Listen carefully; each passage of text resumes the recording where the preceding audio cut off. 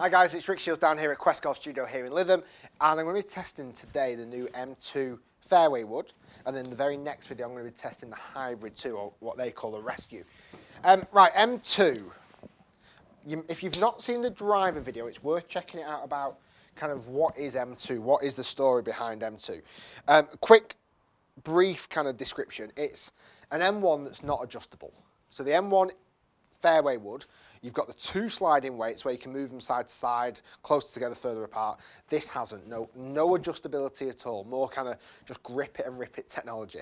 It's got a big speed slot across the bottom, which actually when I put my finger in it feels quite spongy. I hadn't recognised before. Very low profiled. I've got this in 15 degrees. It's got kind of like a thinner ferrule. So they've actually cut sections out of the ferrule to save weight. I just can't imagine that's made a huge difference, but I could personally be wrong. It looks like the M1 from the top, so it's still got the carbon crown. It's got the white border, which I think looks really smart. I do like how shallow this head is. Let's give it a hit. Should we smack it away? So I've got this in 3 wood, 15 degrees.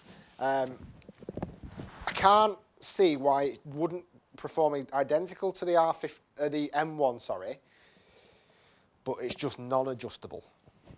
So it's non-adjustable, and for that, it comes in at a slightly less price point, slightly lower price point. I think this looks actually quite smart, just simple design. Right, let's give it a hit. So I'm going to go off the deck, because it looks very confident hitting off the deck, nice and slim. Well, that felt good. Okay, review over. Just felt nice, just felt fast. It felt like I could give it a hit. It was very shallow. It's gone a long way. It's just a very simple, it's a simple M1 without adjustability. Therefore, they've called it M2. I got out that very well then, because I nearly called it an M1. It's a simple 3 wood that looks smart.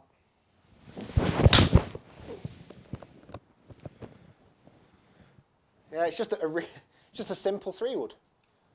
It goes an awful long way and looks very smart, looks very fast. Quite a shallow head.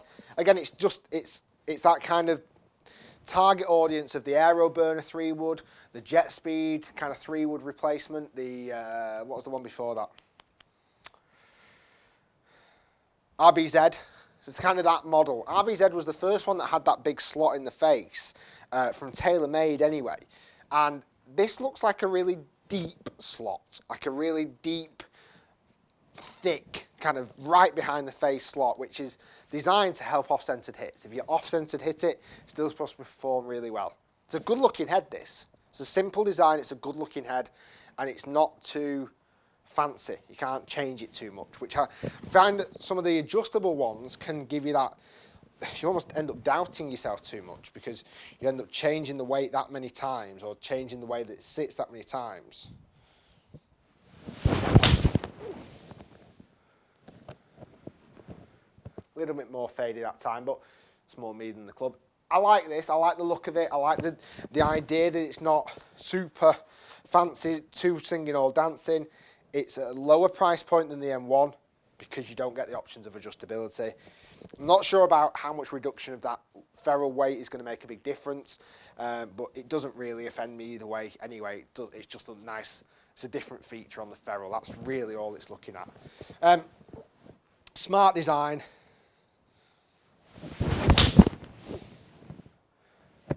Easy to hit because it's shallow and relatively, well, very, very, very long distances.